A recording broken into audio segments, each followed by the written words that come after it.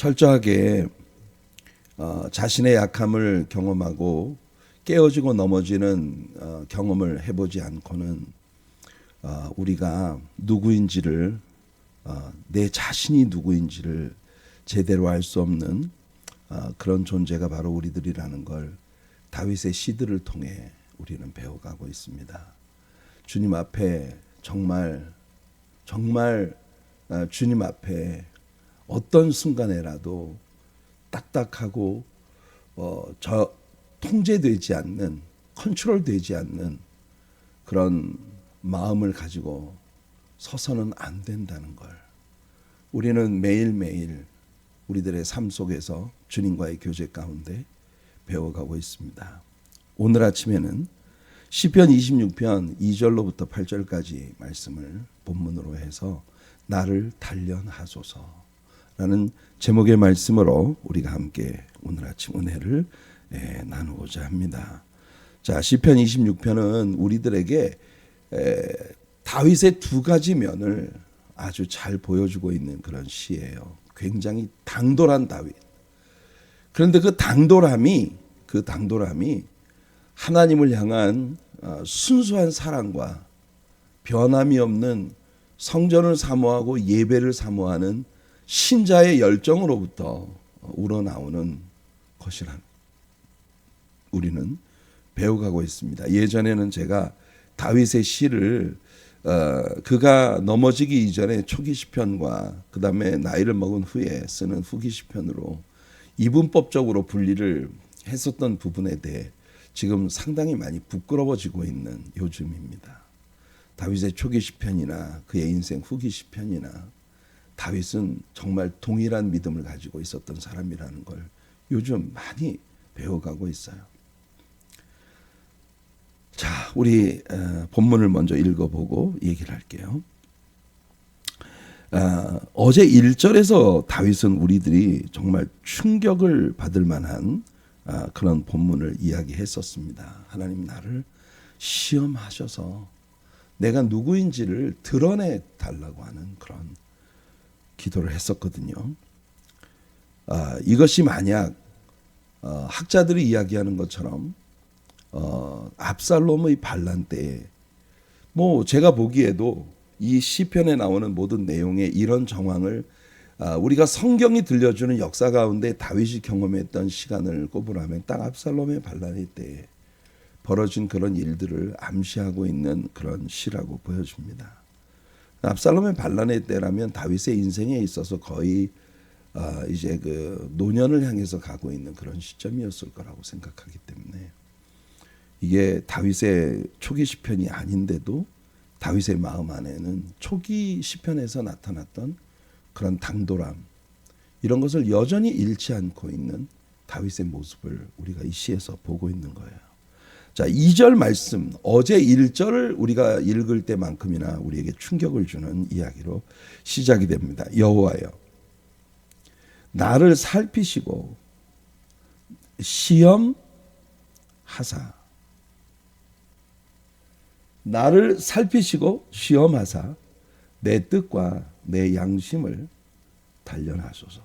여기서 다윗은 아주 흥미로운 단어들을 쓰고 있어요. 본문을 다 읽고 난 다음에 이야기를 하도록 할게요.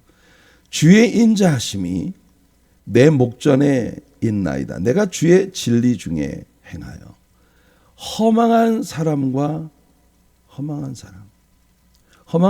같이 앉지 아니하여 싸우니 간사한 자와 동행하지도 아니하리이다.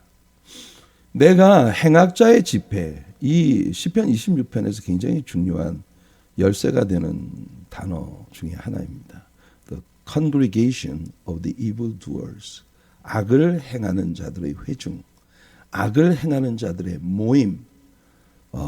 내가 악을 행하는 자들의 모임을 미워하오니 악한 자와 같이 앉지 아니하리이다. 여호와여 내가 무죄함으로 손을 씻고 주의 제단에 두루 다니며 감사의 소리를 들려주고 주의 기이한 모든 일을 말하리이다. 성전에 제단에 두루 다니며 다윗은 두 가지를 그의 입으로 쏟아내겠다고 말합니다. 첫째는 감사의 소리이고요. 둘째는 주님의 기이한 모든 일. 주님의 기이한 모든 일이란 하나님의 창조의 위대하심, 그 피조되어진 모든 것들을 유지해 나가시는 유지자로서의 하나님의 위대하심 뿐만 아니라 자신과 같이 아주 처연한 그런 죄와 허물이 있는 그런 인생을 불쌍히 여겨주시는, 긍휼히 여기는 그 자비의 위대하심, 이런 모든 것들이 내포된, 그러니까 다윗은 자신이 삶을 통해 경험한 하나님에 대해 사람들에게 이야기하는 그런 일을 제단에서 두루 다니며 하겠다. 첫째는 하나님께 감사의 찬양을 드리고, 둘째는 사람을 향해, 사람들을 향해 하나님이 어떤 분이신지를 나타내는. 여러분, 우리는 있잖아요, 우리의 인생 살아가는 모든 날들 동안 내가 누군지, 내가 어떤 사람인지 나를 나타내려고 하면 안 됩니다.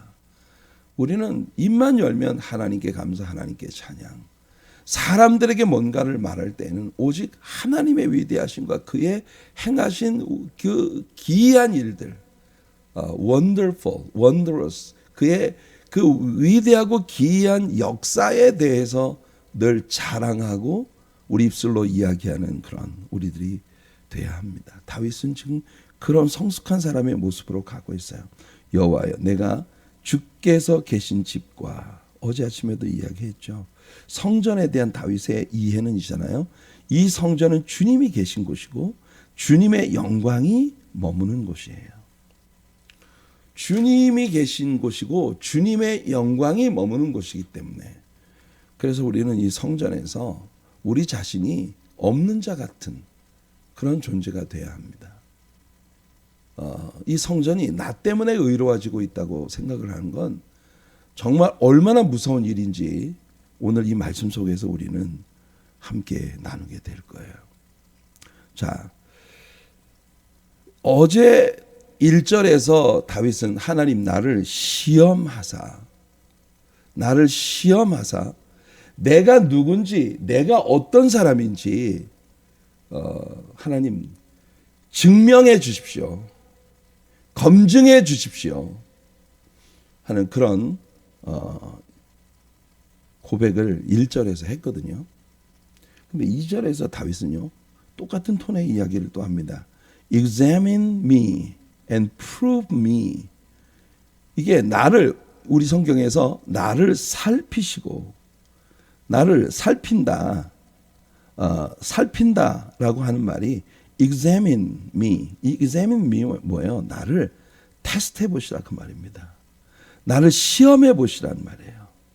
예, 나를 examine, 나를 한번 시험해 보시고, 그리고 prove me. 우리 성경에서 나를 살피시고 나를 시험하사. 시험한다는 건 어제도 이야기했습니다만 검증하는 겁니다. 검증.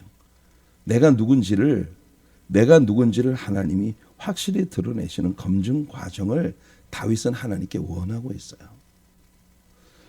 야, 여러분, 우리는 어제 1절에서도 놀랐는데 이 2절에서도 다윗의 이 당돌함에 우리는 놀랍니다.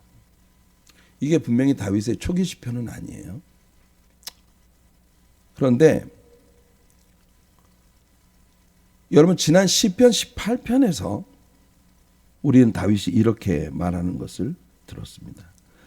시편 18편 20절부터 24절을 보면 여호와께서 내 의를 따라 상 주시며 내 손의 깨끗함을 따라 내게 갚으셨으니, 이때는 분명히 다윗이 아마도 그 사울 왕의 그 추적에 의해 쫓겨다니며 지었던 그런 시인 것 같아요. 그리고 이스라엘을 공격해오는 블레셋과의 싸움, 자신의 대적을 향해 주님만을 의지하고 두려움 없이 마주 대항하고 달려가고 벽을 뛰어넘고 그 인생에 자기가 극복할 수 없어 보이는 그런 높은 장벽들을 다 뛰어넘어가며 거기에서 하나님을 의지하고 위대한 승리를 끌어내겠다는 그런 결단들이 여기 있었어요. 나의 힘이 되신 여호와여, 나의 힘이신 여호와여, 내가 주를 사랑하나이다라고 하는 아주 단순하고 명료한 선포로 시작되어진. 그러니까 이 시는 다윗의 초기 시편의 그 성향을 그대로 가지고 있는 시임에 틀림이 없어요. 이는 내가 여호와의 도를 지키고 악하게 내 하나님을 떠나지 아니하였으며 그의 모든 규례가 내 앞에 있고 내게서 그의 율례를 버리지 아니하였음이로다. 보세요. 철저하게 자신은 하나님의 말씀을 따라 하나님께 순복하고 의로운 삶을 하나님의 규례에서 벗어나는 그런 죄가 일체 없는 그런 삶을 살아왔다고 고백하고 있어요. 또한 나는 그의 앞에 완전하여. 와, 놀라운 말입니다. 나는 그의 앞에 내 자신이 완전하다. 나의 죄악에서 스스로 자신을 지켰나니. 그러므로 여호와께서 내 의를, 그러므로라고 하는 건 뭐예요? 그러므로. 네, 수학 기호 중에 하나죠. 그러므로. 앞에 있는 이 요인들로 인해서 뒤에 나오는 결론이 자연스럽게 따라오는. 그러므로 여호와께서 내 의를 따라 갚으시되 그의 목전에서 내 손이 깨끗한 만큼 내게 갚으셨도다. 그러니까 하나님이 내 손에 깨끗한 만큼 나에게 갚으셨다. 이렇게 다윗은 노래할 수 있었어요. 그런데 여러분, 우리는 다윗의 이 모습 속에서 self-righteous, 자기의에 꽉 들어 차 있는 이 self-righteous,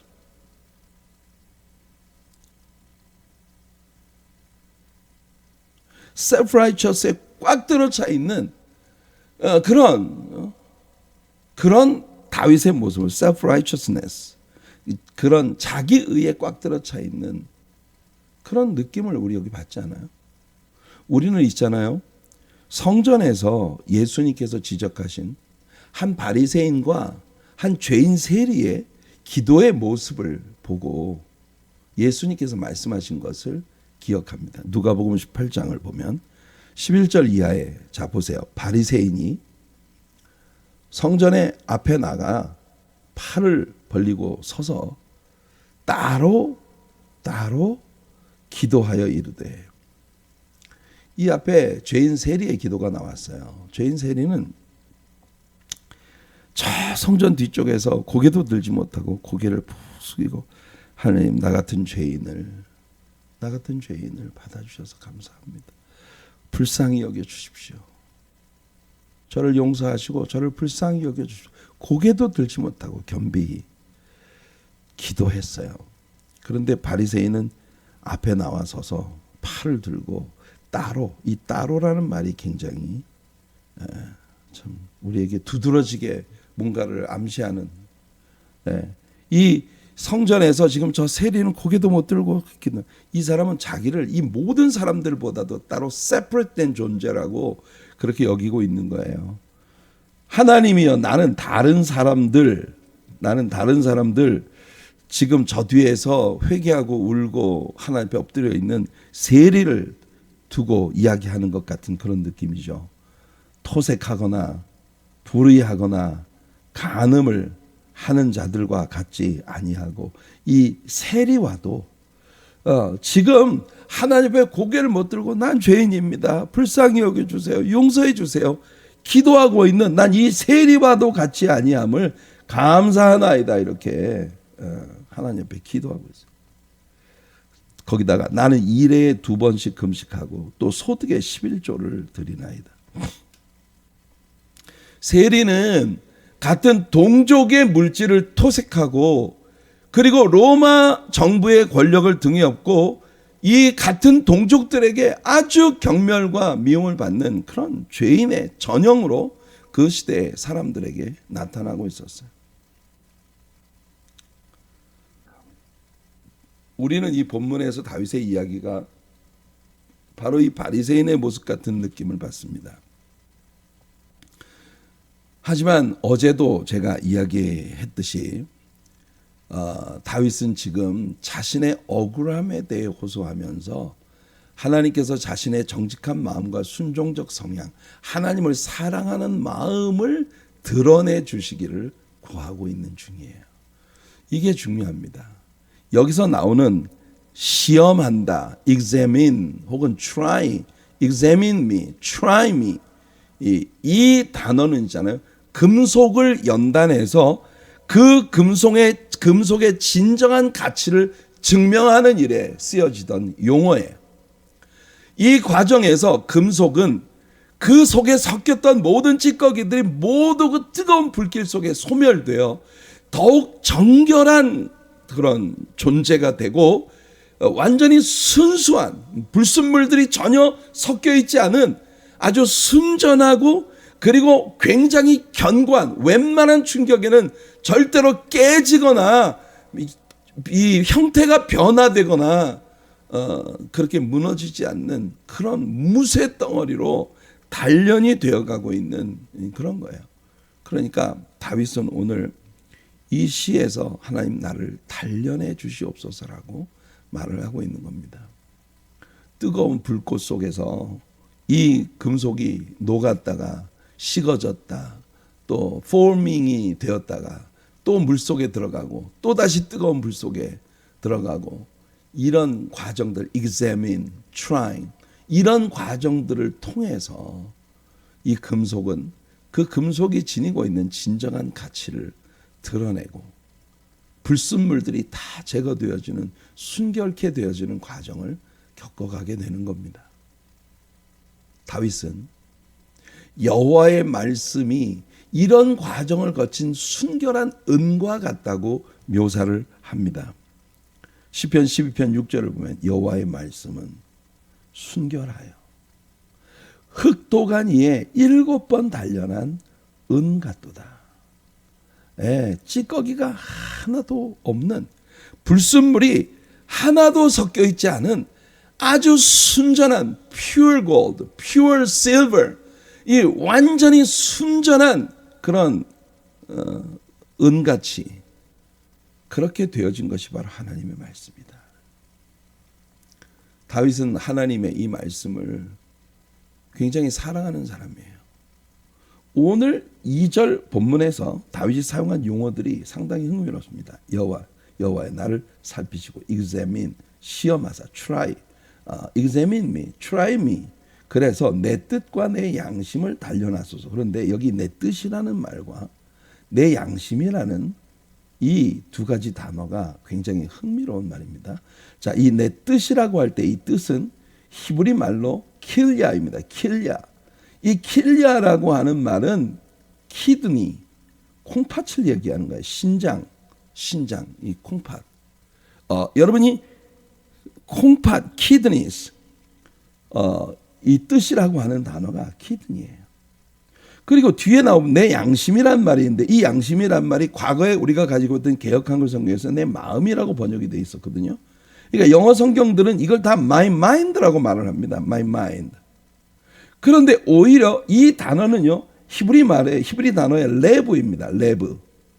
이 레브라고 하는 이 단어가 오히려 heart를 이야기해요. 심장, heart. 이 심장 혹은 속사람, 가슴, 이해력. 그래서 이 말을 우리 개역개정판에서는 마음이 아닌 옛날에 마인드라고 번역이 되어 있던 마음이 아닌 양심이라고 이렇게 말을 하고 있어요. 양심이라는 이게 심장을 뜻하는 말이에요. 자, 그런데 고대인들이 가지고 있는 우리의 장기에 대한 색깔. 여러분 우리가 로마서를 공부할 때 얘기했죠. 빌립보 교인들에게 바울이 내가 예수 그리스도 안에서 너희 무리를 어떻게 사모하는지 하나님이 내 증인이시다. 내 심장으로 너희 무리를 어떻게 그때 바울이 이야기했던 그 심장, 우리 성경에서 심장이라고 번역되어 있던 그 단어가 사실은 이 창자라고 하는 바울스, 이 창자라고 하는 그런 헬라어 단어였다는 걸 얘기했어요. 그러니까 오늘 현대인들과 생각이 달라요. 우리들은 이 하트에서 우리의 사랑이나 모든 감정이나 이런 것이 다 나온다고 생각을 하고 있지 않습니까? 그런데 도리어 굉장히 우리의 민감한 그런 감정은 우리의 장기가 먼저 느낀다. 이게 맞는 것 같아요. 그래서 우리가 긴장을 한다거나 이러면 그 버터플라이가 내 지금 속에 들어있다고 이렇게 말을 하지 않습니까? 뭔가가 쎄한 감정을 느낄 때는 사실은 이 하트보다 이런 그 장기에서 먼저 그 쎄한 그런 감정이 먼저 전달되어지는 걸 우리가 느낍니다. 뭐에 충격을 받아 놀란다든지 뭐 이럴 때. 사실 여러분이 하트는 있잖아요. 느낌이 없어요. 왜냐하면 이 하트를 이루고 있는 근육이 굉장히 딱딱하고 굉장히 질기기 때문에 여기엔 감정이 사실은 별로 그렇게 없어요. 느낌이 심장이 여러분 우리 굉장히 예민한 그런 기관이라고 생각을 하지만 여러분이 심장이 굉장히 그 근육이 아주 질긴 그런 근육으로 돼 있어요. 그러니까 고대인들은요 콩팥이 키드니스 이 콩팥이 사람의 감정이 시작되는 자리라고 그렇게 믿고 있었대요. 콩팥이. 그리고 심장은 도의적 결정, 내가 어떤 일을 행할 때 거기에 도덕적인 그런 그 결정을 내리는 그런 장소였다고 받아들이고 있었답니다. 그러니까 다윗이 나의 양심, 나를 살피시고 시험하사 내 뜻과 내 양심을 단련하소서라고 이야기할 때 나의 이 키드니, 콩팥과 나의 심장을 단련시켜 주시옵소서라고 그렇게 말을 하고 있다는 겁니다. 인간의 모든 감정, 정말 여러분 우리 사람이 있잖아요. 나이를 먹고 산전수전 겪고 모든 걸 경험하면서 이 감정을 느끼는 그런 그 느낌을 잃지 않는다는 게 중요해요. 사람이 나이를 먹어가면서 슬픔을 느끼지 못한다든지 다른 사람의 처연한 어떤 아픔을 보고 시련을 보고 이 아픔을 느끼지 못한다든지 이렇게 굉장히 딱딱하게 굳어가는 그런 마음들을 갖게 되는 모습을 봅니다. 나이를 먹어가면서. 다윗은 있잖아요.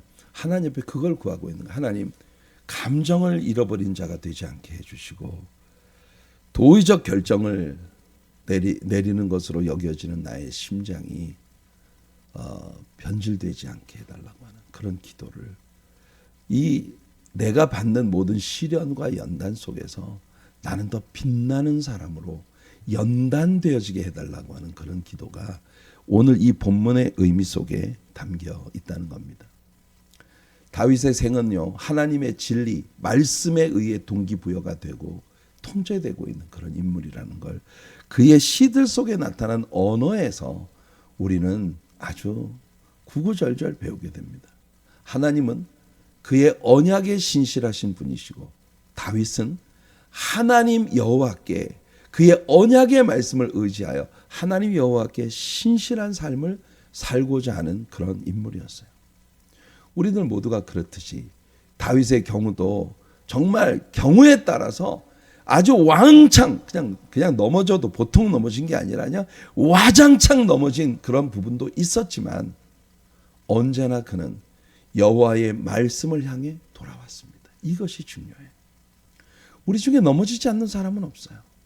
하지만 내가 넘어질 때마다 오히려 하나님의 말씀 속으로 더 깊이 들어와 하나님의 말씀이 여러분 그 풀무 속에 잘 연단되어진 순은과 같은 순결한 하나님의 말씀이 나를 또다시 연단시키셔서 내가 허망한 자들과 같이 앉지 않고 간사한 자와 동행하지 않고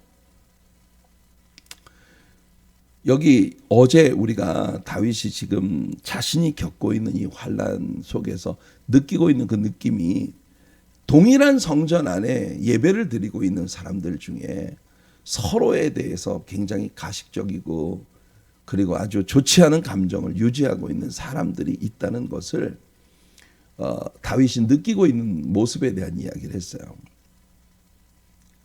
다윗은 있잖아요. 자기가 이렇게 완전히 의로워서 무슨 악을 행하는 자들과 나는 동행하지 않았다.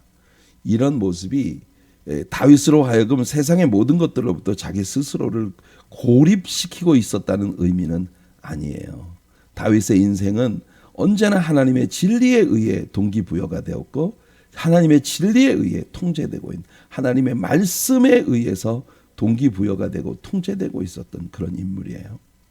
하지만 다윗이 오늘 이 성경에서 이야기한 나는 허망한 자와 같이 앉지 않았고 간사한 자와 동행하지도 않았다라고 하는 이 고백이 여러분 이 세상에는 허망한 동기를 가지고 교회 생활을 하는 사람들이 있어요.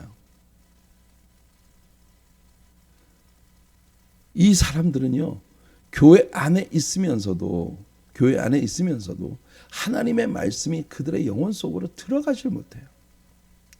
오직 자기 의를 위해 교회 활동을 할 뿐이에요. 그러니까 동일한 성전 안에 함께 한 자리에 앉아 예배를 드리고 있으면서도 서로 다른 감정을 가지고 있는 이런 사람들. 근데 바울 사도는 우리들에게 아주 의미심장한 얘기를 해줍니다. 이 말은 이 세상에 음행하는 자들이나 탐하는 자들이나 속여 빼앗는 자들이나 우상 숭배하는 자들을 도무지 사귀지 말라 하는 것이 아니니 만일 그리하려면 너희가 세상 밖으로 나가야 할 것이라. 우리가 이 땅에 존재하고 있는 동안 우리는 어쩔 수 없이 사람의 냄새가 나는 사람의 성향을 가진 그런 사람들과 함께 어우러질 수밖에 없는 그런 세상에 우리가 살아가고 있다는 겁니다.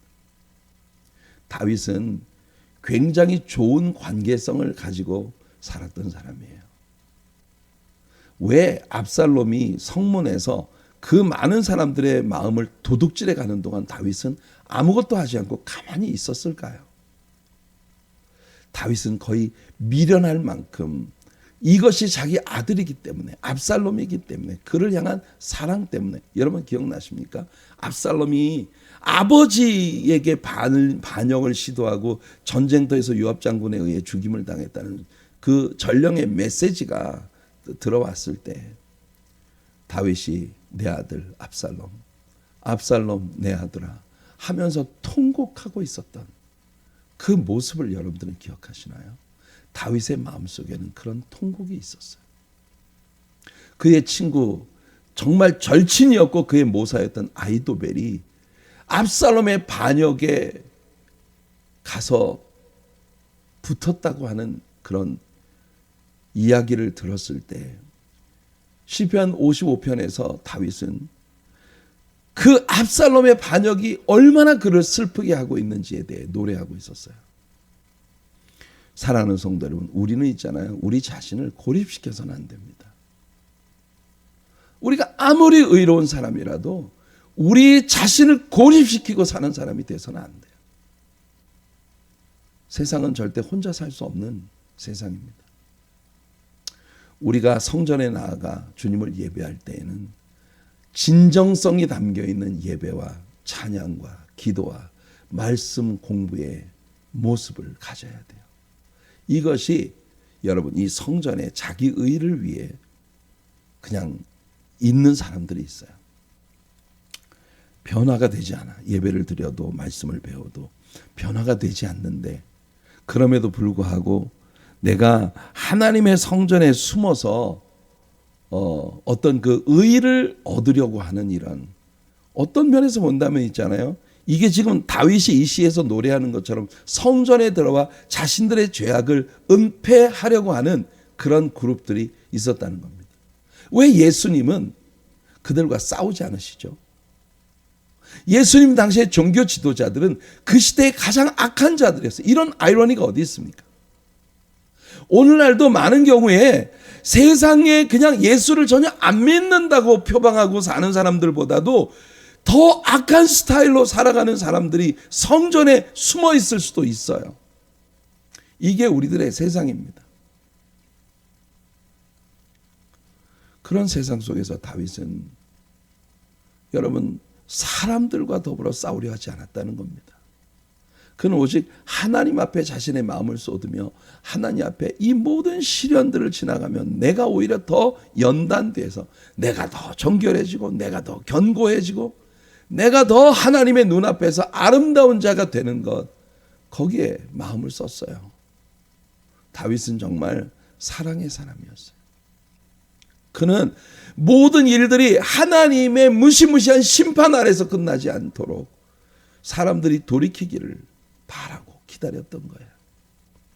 다윗은 압살롬이 회개하고 돌아오기를 기다렸습니다. 이게 우리를 향한 주님의 마음이에요. 왜 알곡 속에 가라지가 함께 자라고 있는데 아주 미연의 모든 불행을 방지하기 위해 가라지를 아예 처음부터 뽑지 않는 건가?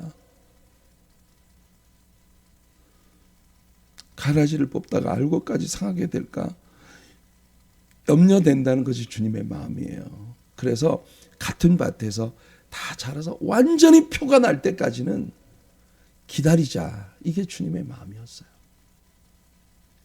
예수님 시대에 가장 악한 자들이 성전에 있는 자들이고 성전을 주장하는 자들이었어요. 여러분, 요시야 왕 때 하나님께서 성전을 향해 몰려오는 여러분, 요시야 왕의 그 도네이션으로 6월절 제사가 다시 회복되고, 여러분, 성전 공사 현장에서 잃어버렸던 모세오경 두루마리를 찾아낸 hil기야의 영향으로 여러분, 그 시대의 모든 사람들이 성전으로 몰려들고 있었던 걸 기억하십니까? 그때 하나님께서 예레미야 선지자를 성전으로 몰려들고 있었던 그 사람들 가운데 서서 그들에게 외치게 하셨어요. 너희가 돌아오려거든 내게로 돌아와라. 너희가 돌아오려거든 내게로 돌아와라. 지금 이 종교 시스템의 부활, 요시야의 노력에 의해서 성전이 재건되어지고, 그리고 여기 많은 사람들이 정말 밀물처럼 이 성전을 향해 몰려드는 것이 무슨 유행처럼 되고 있었던 그런 시대에 이 성전으로 들어오는 사람이 전부 하나님을 찾는 자들은 아니었다는 걸 하나님이 분명히 말씀하시는 겁니다. 예레미야를 세우셔서 너희 이런 성전 건물로 돌아오지 말고 이 성전이 가지고 있는 그 시스템으로 돌아오지 말고 너희가 진짜 돌아오기를 원한다면 나에게로 와라. 이게 여러분 하나님의 외침이었어요. 예레미야를 통한. 예수님께서도 요한복음 7장에 보면 장막절 명절을 지키고 장막절 절기가 끝나고 이제는 돌아가야 될 시간이 다가왔을 때 예수님이 그들에게 서서 이렇게 외치셨어요. 누구든지 목마르거든 내게로 와서 마셔라. 이 반석 위에 물을 퍼다 붓는 이런 제사 말고 이런 형식적인 행사 말고 너희들이 진짜 돌아오고 싶거든 내게로 돌아와라. 하나님은 동일한 말씀을 예레미야를 통해 세우신 겁니다. 이때 하나님께서 이스라엘 백성들을 향해 당신이 가지고 계시던 마음을 이보다 더 잘 묘사한 말씀은 없을 거예요.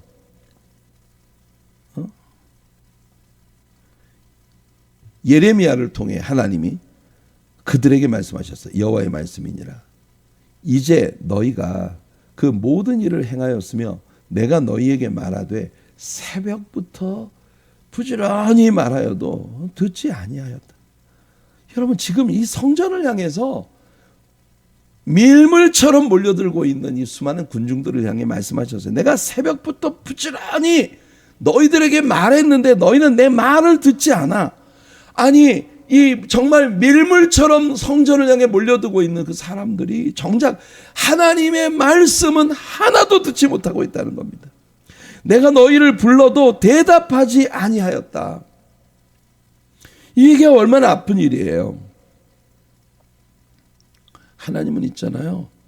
완벽한 의를 가진 자를 부르시는 것은 아니에요. 하지만 진정으로 하나님께 마음을 쏟으며 하나님과 변론하려는 자들을 하나님은 부르십니다. 하나님은요, 이스라엘 백성들의 죄를 이사야 1장을 읽어보면요, 정말 낯이 뜨거울 정도로 적나라하게 이스라엘 백성들의 죄를 지적을 하셨거든요. 근데 그 모든 죄를 다 나열하고 난 다음에 하나님께서 그들에게 이렇게 말씀하십니다. 여호와께서 말씀하시되 오라. 우리가 서로 변론하자. 너희의 죄가 주홍 같을지라도 눈과 같이 희어질 것이요 진홍같이 붉을지라도 양털같이 희게 되리라. 하나님이 우리에게 원하시는 건 우리의 예배가 진정성이 있는 예배가 되길 원하시는 겁니다. 우리의 예배가 오직 하나님 앞에 진정성을 가진 예배가 되길 원해요. 기도를 할 때, 찬양을 올려드릴 때, 말씀을 배울 때 오직 그 속에 계신 하나님께로 진정성을 가지고 나아가는 그런 우리들이 되기를 원하시는 겁니다. 하나님은요, 많은 군중들이 성전으로 밀려 나오는 거기에 기뻐하지 않았어요. 그 사람들을 향해 내가 계속 부르는데 돌아도 보지 않고 그들은 자기 할 일에 바쁜 겁니다. 지금 그들의 메시아가 이 반석 위에 서 계신데 그를 상징하던 반석에 물을 갖다 퍼붓고 행사를 하고 있었던 그 행사에 바쁜 사람들, 그들에겐 예수님이 아주 거추장스러운 존재였어요. 좀 비켜봐. 지금 이거 하는 거 안 보여? 그들이 다 뭘 위해 그걸 하고 있는 겁니까? 다윗이 오늘 이 시에서 하나님, 제게 시험이 오고 있고 정말 가슴 아픈 상처와 고통과 아픔이 밀려오고 있습니다. 아시죠, 하나님? 그러나 좋습니다. 이 모든 것들을 통해 내가 연단되어지고 재련되어지고 내가 하나님을 향한 나의 사랑의 순수함이 끝끝내 드러나는 그런 내가 되게 하여 주시옵소서. 이 진정성을 하나님이 기쁘게 받으시는 거예요. 주님을 진정으로 사랑했기 때문에 다윗은 오늘 이 시에서 노래하고 있는 겁니다. 그는 참으로 아름다운 예배의 모범을 우리에게 보여준 사람이에요. 다윗은 하나님께서 자신을 시험하시고 그것을 드러내 주시기를 구하고 있습니다. 우리 예배는 항상 주님의 충만한 임재 속에 들어가 그 속에서 내가 없어지는 예배가 되어야 해요. 내가 녹아지는 예배. 출애굽기 40장을 보면 오늘 우리들의 적용 말씀입니다. 이거 지금 방금 말씀드린 거예요. 열정의 예배자로서의 다윗. 하나님께서 자신을 시험하시고 증명하시고 그 속에서 자신을 연단해 주시기만을 바랬던 그 다윗의 열정의 예배자 다윗을 우리 함께 배울 수 있기를 원합니다. 오늘 적용 말씀이에요. 출애굽기 40장 35절입니다. 우리 예배가 늘 이런 예배가 되기를 원합니다. 여기 모세가 있어요. 이스라엘의 지도자, 이스라엘 모든 백성들에게 존경받던 모세입니다. 모세가 회막에 들어갈 수 없었어요. 왜냐하면 구름이 쉐키나, 하나님의 임재의 영광을 나타내는 시카이나, 하나님의 그 글로리가, 영광이 회막 위에 덮여 여호와의 영광이 성막에 충만했기 때문에 모세가 함부로 그 성전에 들어갈 수 없을 정도였다. 우리는요, 하나님의 영광이 자욱하게 가득한 성전 안에서 너도 없고 나도 없고 우리는 다 녹아지고 우리의 존재는 전부 희미해지고 오직 하나님의 영광만이 우리들의 찬양과 경배와 기도와 말씀을 배우는 일과 우리들의 예배의 모든 요소들 속에 오직 하나님만이 드러나는 그런 예배의 경험을 우리는 가져야 합니다. 이런 예배의 경험들을 통해 우리는 더욱 시험되고 증명되고 나아가서 더욱 연단되어지는 성도들이 되기를 원합니다. 오늘 우리가 노래했던 욥의 고백처럼 나의 길을 오직 그가 하시나니 그가 나를 불로 연단하신 후에는 내가 정금같이 나오리라. 이것이 날마다 동일한 장소에서 동일한 예배를 드리는 저와 여러분 우리 모두의 고백이 되고 우리의 기도가 되기를 예수님의 이름으로 축복해 드립니다.